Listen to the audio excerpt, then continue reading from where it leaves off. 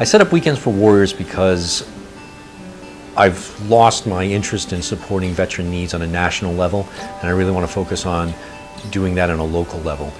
Yes, the national organizations do some great work, and they understand the overall needs of veterans, you know, the transition to citizen life, the education needs, the employment needs, some of the PTSD and other activities like that, but they don't really know that this particular veteran is having trouble maybe with his van to try to get to work every day, or this one because he's spending money on his tuition to learn, you know, to get a degree, he's having trouble with like maybe a utility bill or his rent or something.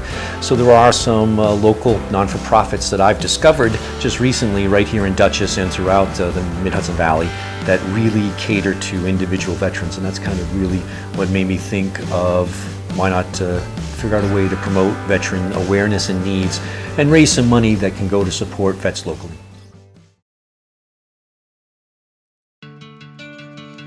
I enlisted enlisted 2000, August 2000, and what made me? I don't know, I've always wanted to be a Marine, always, ever since, you know, I was a little kid. What made me enlist at the time, I really didn't know what I wanted to do. I always wanted to join the military, but I didn't know if there was anything else that I wanted to do, so I figured I would at least try the reserves to start and see where it took me. I always wanted to serve my country, and I wanted to be an infantryman, which is basically the frontline sort of job.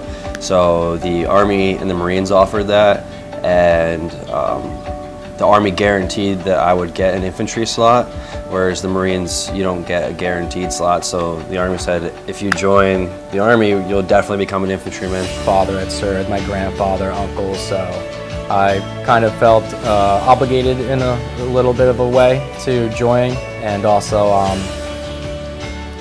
a lot of people that personal heroes, a lot of writers that I enjoyed had also served, so I started connecting all these dots, and I said, you know, if there's a good time for this, it's now.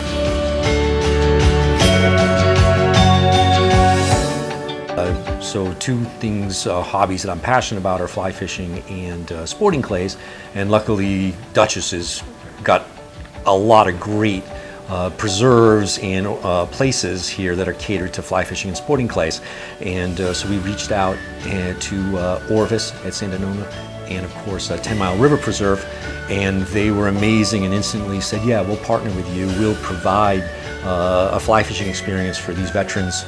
And TMR's like, you know, we'll house you and have all the veterans stay for free and eat and be there.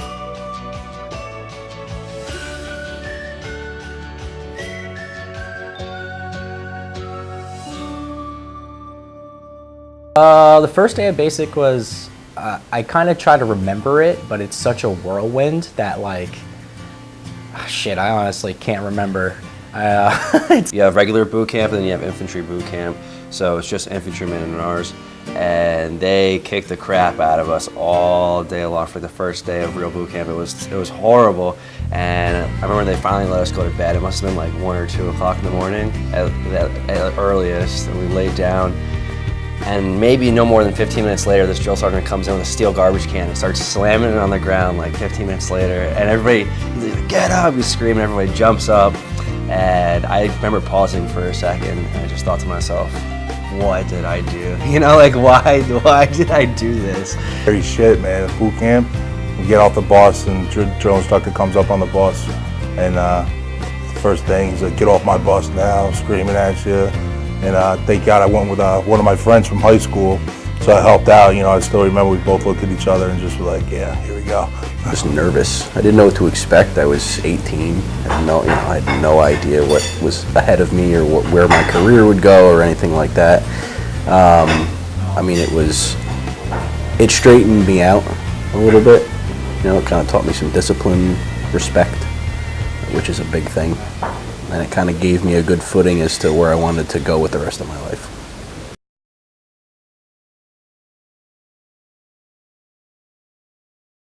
You know, 9/11 happened, all shit, you know, hit the fan, and then after that we went to Iraq. Afghanistan was interesting. You know, I'd never been out of the country. and in my life until that point. Something very vivid. When I just stepped off the plane into this middle of the desert in Iraq, the sky was beautiful. It was almost completely lit up entirely of stars, and I just remember being like, wow, you know, this is not the United States of America. This is Iraq. You know, it's just this really like this just being in awe. You know. In 2009, I deployed to Fob Hammer outside of Baghdad in Iraq to support 2nd Brigade Combat Team. You know, we didn't shower for 78 days. You know, you start naming the flies on your feet and stuff like that, and start becoming friends with them. Seriously. There are a lot of suicides. Yeah, a lot. Pretty much on every holiday. So that was pretty depressing, you know? But while we were deployed, my team got hit with a couple IEDs, and we got ambushed September 5th, 2013, and I lost a friend of mine. It was tough.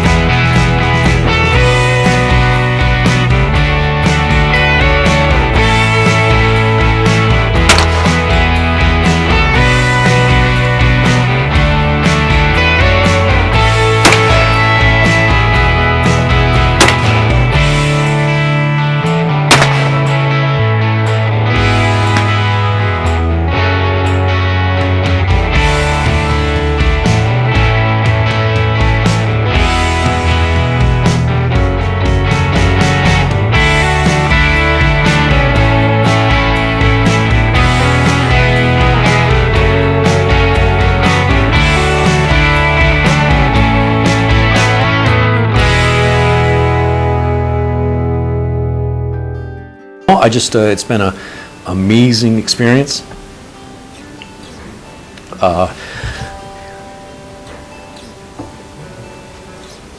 Didn't think I was going to get emotional.